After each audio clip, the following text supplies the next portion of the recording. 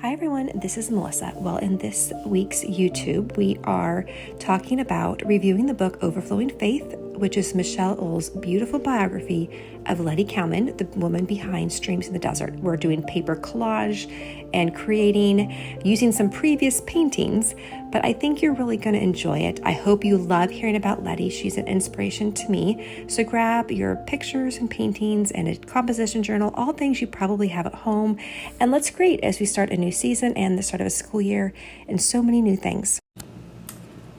Hi everyone, well welcome back. This is my rather messy table this morning or today, and we are finishing up our just brief season, YouTube season, where we were doing the biographies or just the book reviews and the creating seed time.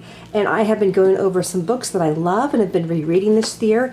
And this last book is Overflowing Faith, Lettie Cowman and Streams in the Desert, a biography. And if you don't know who Lettie Cowman is, you may be familiar with her beautiful devotional Streams in the Desert. And in fact, usually it has on here just Cowman or L.B. Cowman on there. It's not typically her first name, Lettie. And I have been just intrigued by Mrs. Cowman for many years and the woman who compiled the book. And so I was thrilled that I found this book, I think it was last year, and read it last year and then just finished rereading it. It's a quick read, partly because Michelle Ule has done such a good job writing it, and partly because I found Lettie's life so incredibly fascinating. Now, if you're familiar with Streams in the Desert, and I have a couple of her other books here that she's written, you'll know that it's a compilation. So this is a devotional that she put together. We'll talk a little bit how it came to be, where there is an entry for every day of the year. It starts with a verse, and then there is just a short devotional, sometimes from a couple different people. Sometimes if there's no acknowledgement, it's often what Lettie wrote herself, although she never gives herself any credit for it in here. There's Spurgeon is quoted a lot, and you can see where I've highlighted things. This is in kind of like the English of the 1920s. There is an updated version as well, and my good friend of mine got that for me. And then I ended up finding this older one and going back to this. My grandma had given me one when I was a little girl with like kind of the older English, and I love the original language, and so I have gone back to this. So, but what are we going to create today? And I'm saying create because we're not going to paint, although you may pull out some paintings that you've used in the past. What I thought I would do is a couple of things. I'm just going to show you how to just use your painting and then paper to create some really beautiful floral art. Beautiful, fun, functional as well. We're heading back into school, and so let me show you what I've done. Someone had asked me I guess it was last month, if I ever did any like paper projects because they just weren't feeling real comfortable with watercolors. And I do love paper, I just don't usually show them so much. So I thought, okay, let's do a paper project, because really Streams, it's a compilation. And so I thought we are going to just compile paper and paintings and words and make a beautiful journal cover, or you could even do this on a nice piece of cardboard, of cardstock. But what I have is I had some journals, and I had these are like 70 cents. And so what I did is, remember the hydrangeas that we painted, and we'll do one together. I was just pulling out words from magazine, and I was pasting paintings, just cutting them out, and just creating journals. It could be a prayer journal, it could be a planner. You could give it to your child, your grandchild for a notebook. This is one where I just had created like a peony-esque with a bunch of paper. And then this I had done, and just again a combination, this is just a blank journal, like a sketch pad. And I had just done kind of a wildflower, kind of hydrangea inspired, and written a Bible verse that I just love on the side. And so today I'm just going to walk through, we're going to do a simple Gerber daisy out of paper. So feel free to paint with or compile this with me, and then I'll show you a couple other ways you can use your art. But just to show you our beautiful Gerber daisy, I found this at a flower market this morning. My mom loves Gerber daisies, so we've got a real small interior. We've got some shorter petals on the inside, and then the larger petals outside. And then we have a single stem and no leaves. So that is going to be our flower. Sometimes if they get too complicated, like even the hydrangea, it gets a little bit out of control. And I still wanted to keep this within, 10-ish minutes. So 15 to 20 minutes. And so, okay, so the other thing to show you that I found a bunch of these. They were like 35 cents, all purple though. And maybe I didn't want purple for all of them. And so I had just taken gesso and I had just scraped a bunch of gesso on the top of this one so it's nice and white. It looks a little bit messy, but that's okay. We're gonna cover it up. I will say I got a little bit of gesso on the inside and so my paper got a bit stained, but that will dry. Just do a light cover of gesso and then let it dry overnight if you do this. So I've got that one, which I'm gonna put something on it, but I'm not sure which one I'm gonna use. I think I am just gonna go ahead and use the composition book, just regular purple, and I'm going to start compiling the Gerber Daisy onto my book, and I'm going to talk a little bit about the book and about Mrs. Cowman. And you can buy the book, I think there's an audiobook as well if you have an Audible account, Overflowing Faith. And then I have a couple other of Mrs. Cowman's books too, Handfuls of Purpose, and then also her biography of her husband, Missionary Warrior Charles E. Cowman. Of course, it's written by Lettie after he had passed away in 1924. Okay, so just so you know right here, what I've done is I have cut out a bunch of petals and I have used not cardstock, but the scrapbook paper, and I just pulled out, I decided to do pink, and I just was cutting them. They're nice and long, and then I cut some little shorter ones for the center. This is just going to be kind of abstract. I have my center right here, and I wasn't sure if we were going to do one or two, so I have two different stems. I think I actually might need to cut this stem. They're a bit tall for my paper, so I'm going to do that now. Even this one's a bit tall, I think. So, okay. Now, okay, great. So I'm going to go ahead and just start gluing. Now, what to use for glue? I've used cement glue before. That'll work. You can use regular glue, but it kind of tends to pick up the edges a little bit. So I think I am going to use Mod Podge. I really like Mod Podge. Now, your fingers get a little sticky and dirty. So there's that. But again, any of these are going to work. All right, so I'm going to start talking about the book as we work together here. And if you had paper, I will say it's always kind of fun to kind of cut your paper, like maybe if you were watching a TV show or whatnot. Sometimes I'll just cut paper. It's actually, I find it very relaxing and preps for my projects. So let me go ahead and then, again, my goal is to introduce you a little bit more to Lettie. And then if you're in the looking for a new book to read, this would be a great one. Lettie had a very interesting life. She was born in 1870. She was the youngest of several children. She was a bit of a surprise baby. Her parents were 49 and 50 when she was born, and all her siblings were teenagers, and I think her parents probably figured they were not going to have any more children. But as so many surprise babies are, Lettie was doted on and enjoyed and loved by her family. They were a well-to-do family in Iowa, not like super rich, but they were doing really well. Excuse me, just taking a drink of tea here, in an era where there's a lot of building going on. Okay, I'm just going to go ahead and glue down my face of the flower. And so instead of telling you everything about Lettie's life, I'm going to jump ahead just to a couple places. So what I will say is I really love the love story between Lettie and Charles. So Lettie was only in her early teens when she met Charles. And he came from a poor family. He was coming to work, where was it? He was coming to work there. And so somehow he knew the family. There was some sort of familial connection, I think friends of the family. But technically, in that day and age, I'm going to have to pull this down a little bit.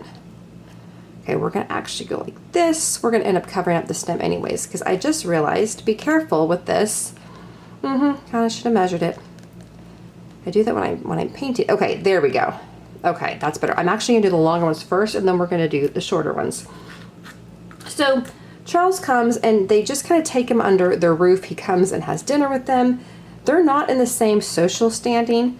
And so, to be honest, Lettie's parents really don't have any clue that there's anything going on between their daughter. And when I say going on, they just spent a lot of time together and became friends. Charles was, if I'm remembering correctly, 7 years older than Lettie. Lettie was 13 or 14. No, he wasn't that old. He was an older teenager. And of course, in that day and age, things were a little bit different as far as responsibilities. Charles had left his home to go to work and to kind of make something of himself was the goal. I guess he was very impressed. They were very impressed with one another as they got to know each other, all under the supervision of Lettie's family. They were never really by themselves at any time. But Charles becomes convinced that that Lettie is the person that he wants to spend his life with. And so here he asks her, he realizes her family is in better standing. He needs to go make money. And he asks her, will she wait for him for 7 years? 7 years.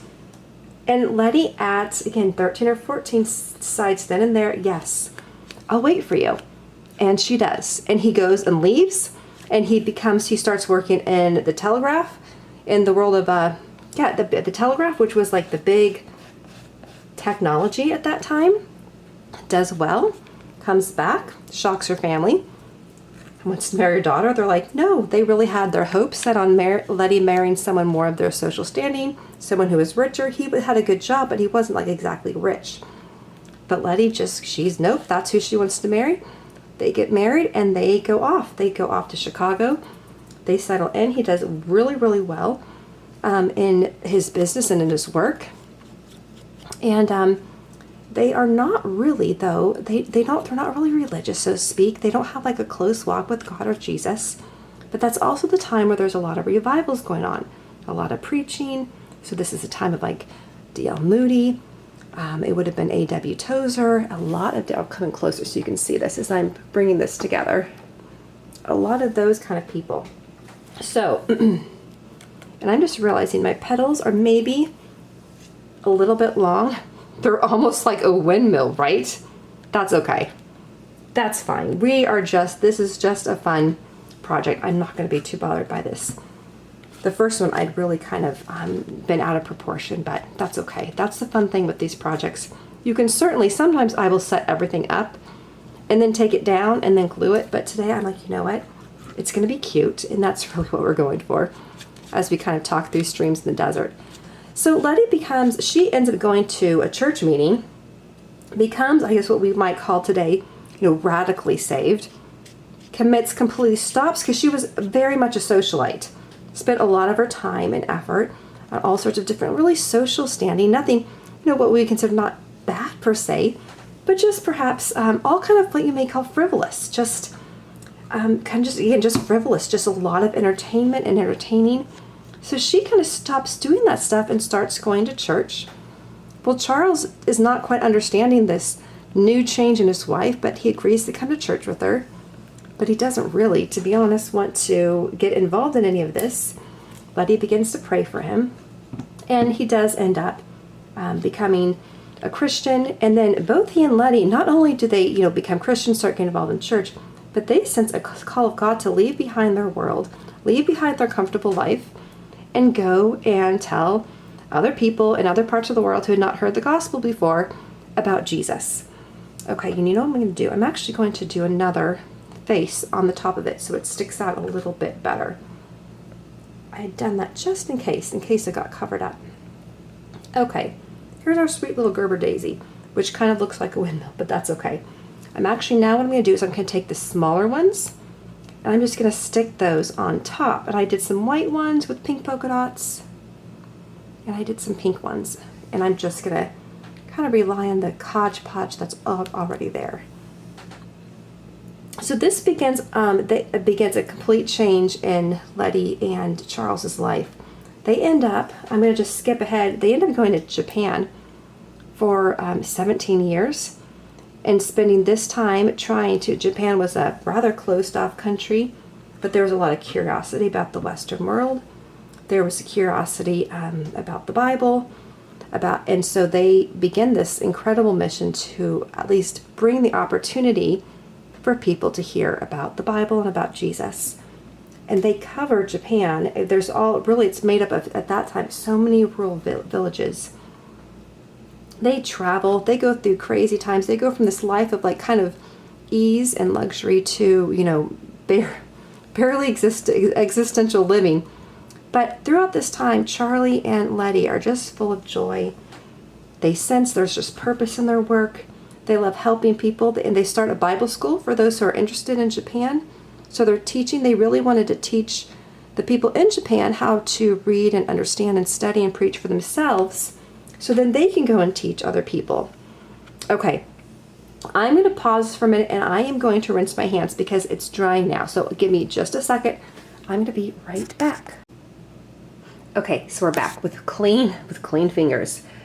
So right now, we're going to keep talking about Lettie in just a minute. And Ken and Charles, their life was definitely a team.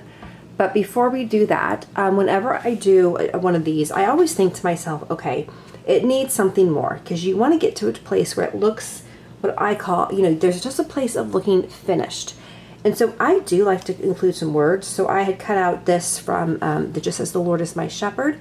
I thought we could put this on here. I have some hearts. And so I will just play with things. I was just glancing through a magazine. I didn't really see any words that spoke out to me. I do have a bag of words somewhere that I think I cleaned, and it's away, so I'm not going to pull it back out. But I thought, okay, I can do this. I can just add a few things where you can see all of a sudden, with adding the same, making those cute little hearts that are the same as the stem, you just add a little bit of, again, that sense of like a completion to it. So I'm just going to go ahead, I'm going to glue those down, and then I'm going to bring out the other one with the painting, and I'll show you what I'm going to do with that one. So really quick here, we'll go ahead and let me do some Mod Podge. I'm going to fast forward over Lettie's and Charles's life together. It's actually fascinating. And remember, this is a period of time where they, they are doing everything by like steamship and train. So the traveling is very challenging. Getting around and then walking and hiking. Charles ends up getting sick in his early 50s. He gets so sick with a heart weakness. He has angina, or angina, if I'm saying it correctly. He ends up needing to go home. The doctor says, you can't be here in Japan. Both Lettie and Charles, they worked hard. They worked tirelessly, between correspondence, preaching, teaching, traveling, entertaining. They constantly had people over, of just people that were coming through. They were busy, very, very busy, and it did wear on Charles's heart. So they come back to the United States to rest, and so that Charles would regain his health. By this time, the big campaign that they had started, Charles wanted to go back to Japan to see it finished. He never would, though. They would spend 7 years in the United States. And with very little relief for Charles. His chest pain would get so bad, he just couldn't do anything. He got weaker and weaker. Lettie, of course, was by his side. And it was really during this time that Lettie really is starting to, besides just battling the fatigue, she becomes very discouraged, incredibly discouraged. They are doing good work. They were part of the holiness movement, and there was a big belief at that time that healing, physical healing, was part of just being a Christian. If you had enough faith, you would be healed. And so they clung to this. But Charles was not getting healed. He was not getting any bit better, no matter how good of the care he received or how hard they prayed.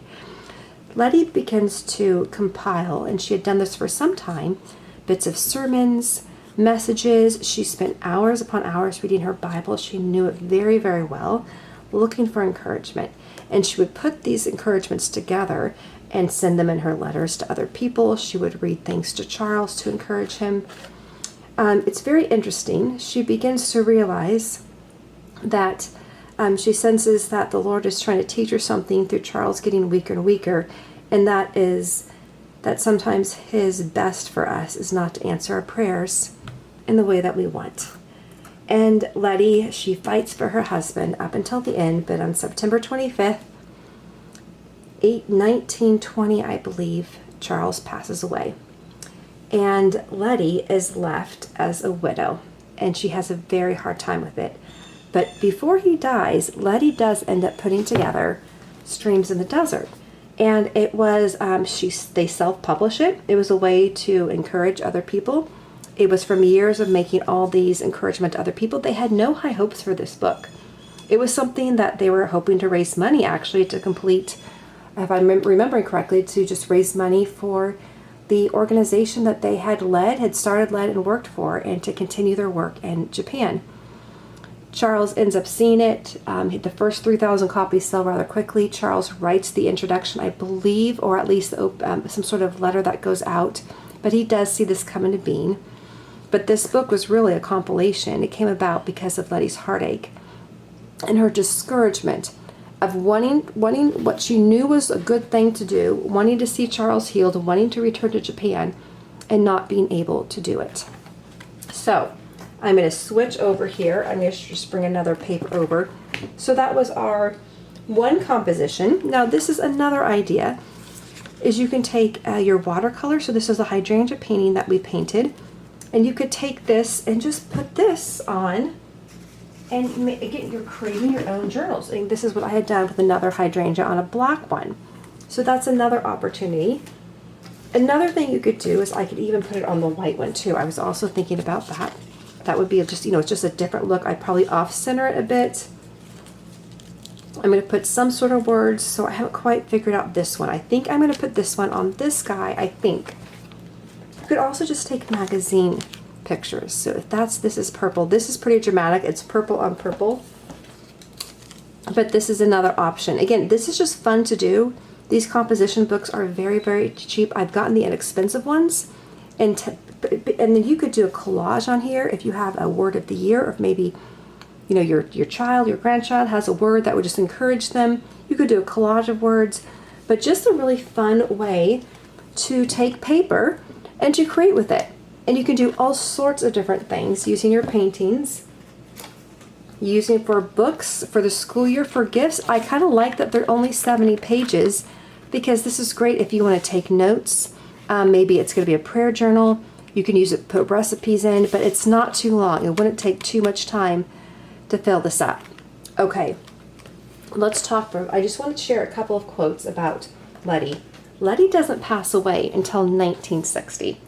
So she has a lot of years ahead of her. And then actually, while we're talking, I will go ahead and start putting this one together.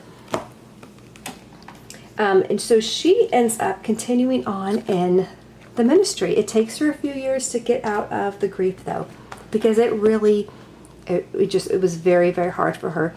They were such a wonderful married couple and so in love with each other that Lettie was somewhat of a matchmaker. She always said that she had such a sweet life with Charles that she wanted everyone else to experience that same happiness and joy that she did, which I think is really sweet. And so she was often connecting people and playing the matchmaker. She did not, though, spend her years grieving, because you think she might have, because it was really Charles who had led all of the missionary work. He had been the leader. She was the vice president. But at that time, there was women were not typically in like the head of the president of an organization. Well, Lettie ends up being asked to step up. The number two, their good friend who was kind of right underneath Charles, kind of co-led with him, he also passes away. So Lettie's asked to take the lead. By this time, Streams in the Desert is taking off. Michelle Ule writes in the book that they really have no idea how many millions of copies have been published and have gone around the world in many different languages. The last half of Lettie's life, because she lives about 30 years beyond, she doesn't die until 1960, is full of ministry, full of traveling, full of encouraging people, and she ends up writing more books, although none attain to the popularity of Streams in the Desert. And she continues to encourage people. She says she has a special ministry to those who are discouraged, because she has lived through that and has lived with many other people who didn't get the answer to prayer that they wanted, but continued in the faith and continued to realize that God loved them right where they were and would use this situation for His glory and for their good. So incredibly beautiful life story. I can't give her story justice in this short time. But again, it's a great book. Michelle Ule is a good writer. I'm just going to read a quote now that I love about the chapter where she talks about how Bush Dreams is compiled. The daily devotional aimed to lift readers from their circumstance and encourage them to hope in God and praise Him. That consistent message is why Lettie Cowman's Dreams in the Desert has stood the test of time for 100 years. Forbes believes Dreams in the Desert pierces readers' sense of isolation and alleviates their burden of daily trials, confusions, and contradictions. In short, Lettie assures them that their suffering counts and their lives have meaning. They are significant to the one who counts the most, to God. And I think Lettie does a great job in the devotional of pointing that out, that God sees the suffering. And as my mentor said to me, Carol, one of my mentors, suffering in Christ always has a reason. He can turn it around for good. OMS missionaries Edward and Esther Ernie later pointed out the devotional ministered particularly to an always large group of God's people, those who are experiencing the backside of the desert period, baffled by sufferings, illnesses, disappointment, and bereavement, those who felt that they were all but forgotten by God. The message today then comes as a veritable stream of life in a wilderness of despair. And I think that we often forget that actually difficulties, disappointments, challenges, burdens, unanswered prayer are more common than not. And Lettie speaks to that in her book and the way it was compiled. Lettie had said really that she didn't write the book, that it was given to her, that it was just kind of born, and she just stewarded it. She was known for giving away so many copies, anyone she thought would needed it. As I mentioned before, she goes on to write other books and just continued a life of beautiful faith. If you need some encouragement or you're just curious about the woman behind Dreams in the Desert, I highly recommend Overflowing Faith by Michelle Ule. I hope you've enjoyed our different sort of creating today, where we use paper and old paintings to create beautiful covers for books, for journals, and just compiling them out of what we have, just like Lettie compiled her treasure, Streams in the Desert, out of bits of encouragement and Bible verses and messages that she had gathered over the years. You never know when your bit of creating, of your encouragement to others, is going to make a difference in their lives. Thank you for being with me as we've had fun reviewing these biographies, and I will see you again very soon.